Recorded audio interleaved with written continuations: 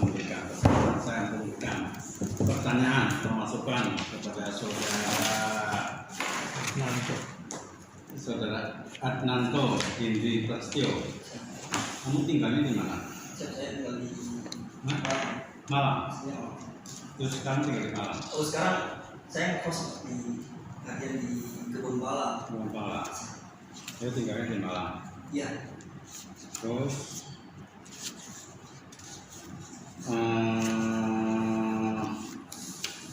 waktu penelitian ini kamu pulang ke Malang? Iya. Pulang. Tapi lebih banyak di Malang atau lebih banyak di sini? Waktu penelitian di Malang. Banyak di Malang. Iya.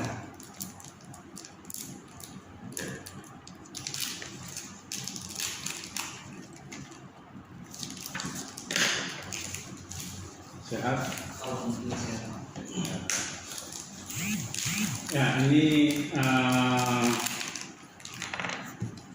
skripsi ini kan nanti akan jadi dokumen ya. Dokumen ya, walaupun substansinya benar, tapi kan formatnya harus benar juga. Tidak hanya substansi yang formatnya juga harus benar ya. Oke, sementara saya akan berbagi tata tulis laporan atau formatnya dulu ya. Oke. Yang pertama abstrak ya. Di abstrak itu garis kanan kirinya harus sama ya. Rata samping dan rata kiri ya. Ini kelihatannya enggak ya. Terus kedua juga di alinea kedua habis titik dari gitu ya. Itu harus pakai SPOK. Habis titik itu nggak boleh dari atau kata penghubung, harus subjek. Tahu SPOK? Subjek predikator. Nah, habis titik subjek predikator. Ya, yang pertama itu. Terus di daftar isi. Di daftar isi kamu adanya cuma abstrak sama daftar isi doang. Biasanya di sini ada daftar tabel, ada daftar gambar. Ya.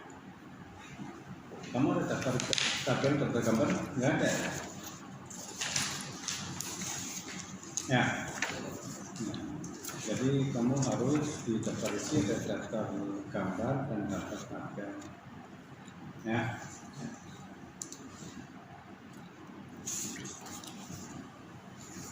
Oke, masih di daftar isi. Bab 4 ini bukan pengolahan data dan analisa data, tapi analisis dan pembahasan.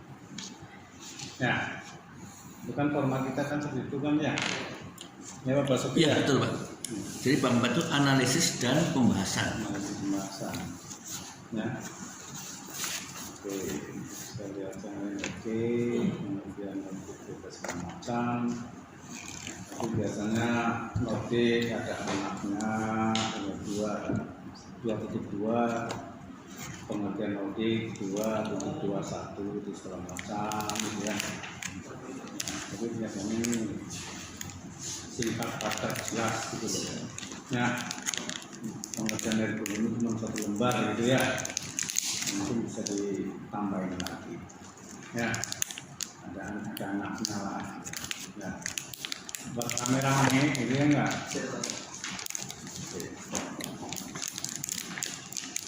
Waktu di pendahuluan halaman 1 itu alinea ketiga kok diawali dengan karena ya. Alinea kedua diakhiri dengan keuntungan tafsal. Ya, titik terus bawahnya alinea ke 3 karena jumlah produk. Nah ini mungkin apakah dipindah ke atas atau dia merupakan alinea tersendiri ya. Tapi walaupun dia pindah ke atas, tapi juga harus tetap SPOK. Ya, dan SPOK tidak boleh awalnya karena. Ya. Di halaman 2 sudah itu habis turun karena ya. Terus di perumusan masalah.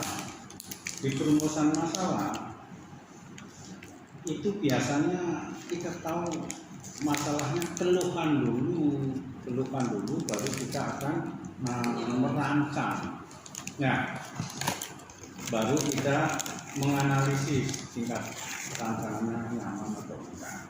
Ya, tapi ini malah rumusan masalahnya berapa tingkat kenyamanannya.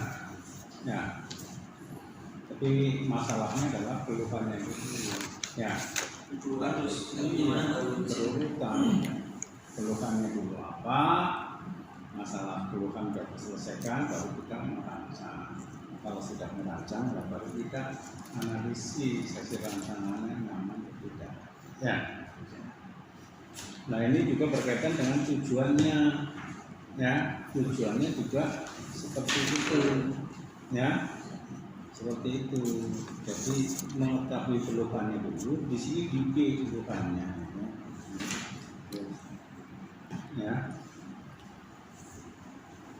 Jadi disesuaikan, ya. Jadi apa keluhannya, bagaimana merancangnya, bagaimana analisisnya sudah bagus rancangan kita. Ya.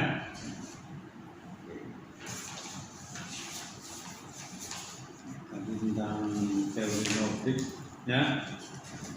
Teori Nordik, teori ergonomi, teori Nordiknya sedikit banget, ya.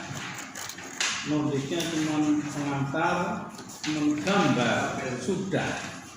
Ya, kan nggak seperti itu bisa kita bangun. Kalau rebana cukup panjang, ya, tambahin lah.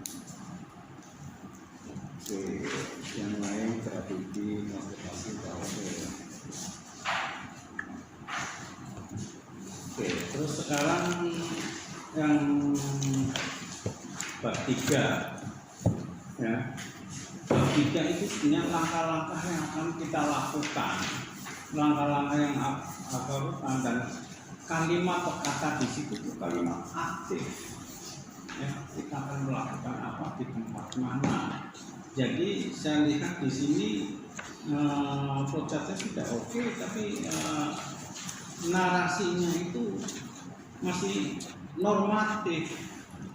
Ya, kita di lapangan merupakan sesuatu yang dilakukan ini kan itu saya kalimat landasan teori.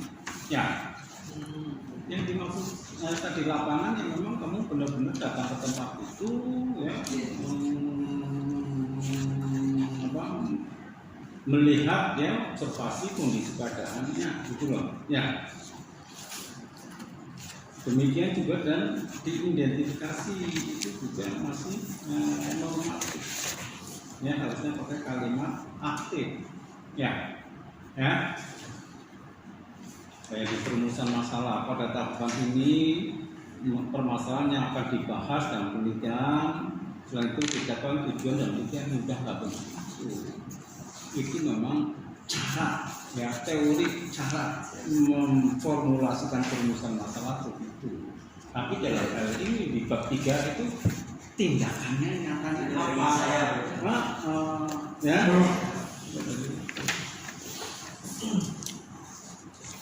Oke, ya.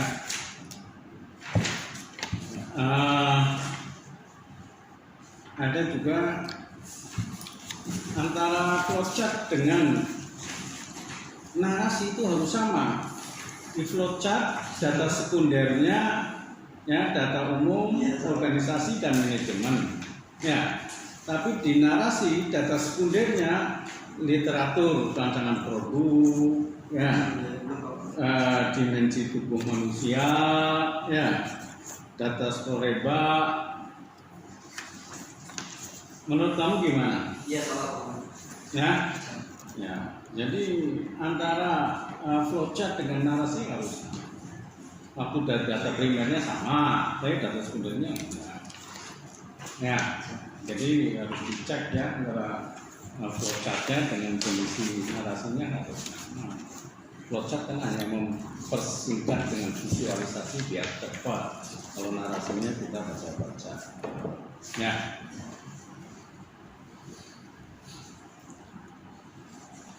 Oke.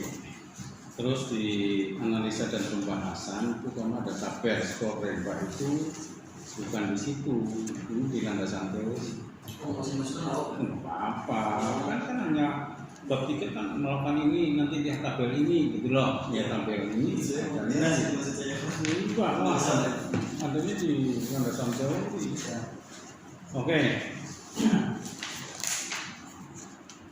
Demikian juga di analisis dan bahasa. Kok langsung pengolahan data? Datanya dulu, baru kita olah. Ya, kamu langsung ke pengolahan data. Ya, kan analisis dan pembahasan di sini kan data, pengolahan data, analisis dan pembahasan. Siap. Nah, kamu langsung mengolah datanya.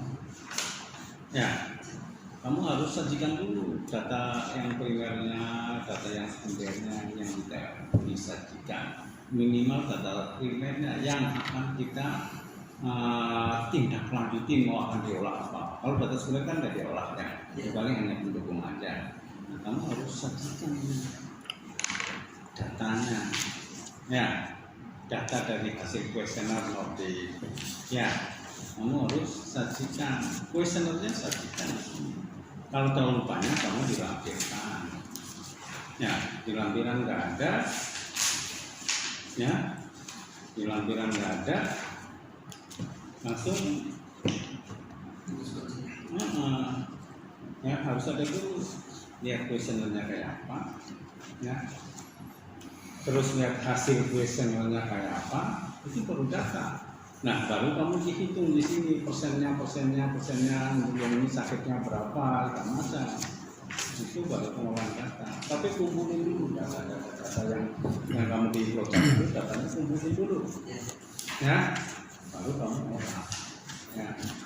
Jadi kadang-kadang banyak orang yang tumpang tindih antara data dan